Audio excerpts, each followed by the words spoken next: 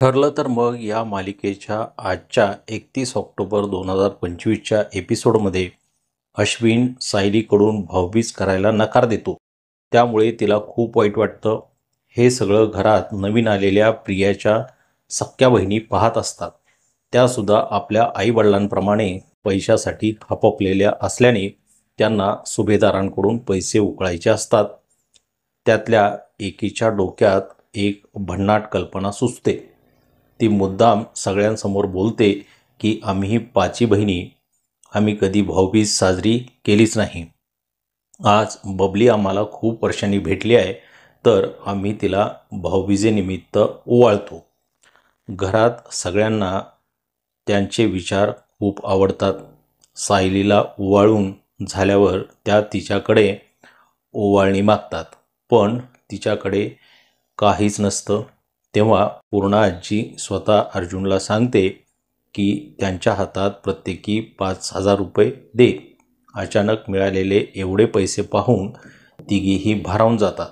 मग मैनावती व सदाशिव यांना मात्र ते आवडत नाही.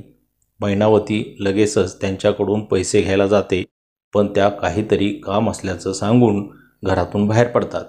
सुभेदारांच्या मालमत्तेवर आता आपल्या या 3 मुलीसुद्धा येणार, त्यामुळे आपल्याला पैसे कमी मिळतील यावरून त्या दोघांमध्ये बोलणं चालू असतं. आता वरचेवर या येणार आणि असंच सायलीकडून पैसे उकळणार, त्यामुळे आपल्याला पैसे कमी मिळतील असा समज त्यांचा झालेला असतो. अर्जुन लोखंडे परिवाराच्या सर्व हालचालीवर लक्ष ठेवून असतो. खरं तर अर्जुनला DNA टेस्टबद्दल सायलीला सांगायचं असतं, पण तिला थेट सांगितलं तर वाईट वाटू शकतं, त्यामुळे तो घाबरत असतो. मग सायली आल्यावर तो तिला आडवाटेने सांगण्याचा प्रयत्न करतो. तेव्हा सायली गैरसमज करून घेते की अर्जुन त्यांच्याबद्दल बोलत आहे. मग तो तिची शपथ घेऊन सांगतो की तो एका केसबद्दल बोलत होता. दुसरीकडे किल्लेदारांच्या घरी नागराजचं लक्ष नसतं. तेव्हा सुमन त्याला सतत हाक मारत असते, पण तो काही पाहत नाही. मागे वळल्यावर अचानक सुमनच्या हातातल्या चहाच्या कपाला त्याच्या अंगावर सांडतो. मग तो तिची लायकी काढेपर्यंत तिला ओरडतो, ज्यामुळे तिला खूप वाईट वाटतं.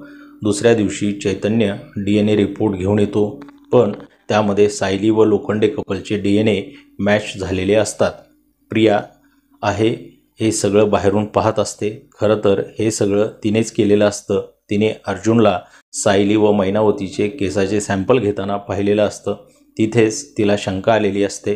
त्यानंतर ती चैतन्य व त्याचं बोलणंसुद्धा ऐकते आणि मग जेव्हा तिच्या बहिणी घरात गोंधळ घालत असतात, तेव्हा कोणाचंही लक्ष नसताना ती अर्जुनच्या रूममध्ये जाते आणि सायलीच्या केसाच्या जागी स्वतःचा केस ठेवते, जेणेकरून DNA मॅच होतील. अर्जुनला खरं तर तो रिपोर्ट पाहून धक्का बसलेला असतो. आपण कितीही नाही म्हटलं तरी सायंटिफिकली तेच सायलीचे आईबाबा आहेत हे आता सिद्ध झालं आहे. दुसरीकडे सायली एकटी असताना मैनावती व सदाशिव तिच्याकडे मोबाईल, चष्मा अशा मागण्या करू लागतात. त्यामुळे सायलीलासुद्धा त्यांच्यावर शंका येत असते. तर मित्रांनो, असा हा 31 ऑक्टोबरचा भाग आहे.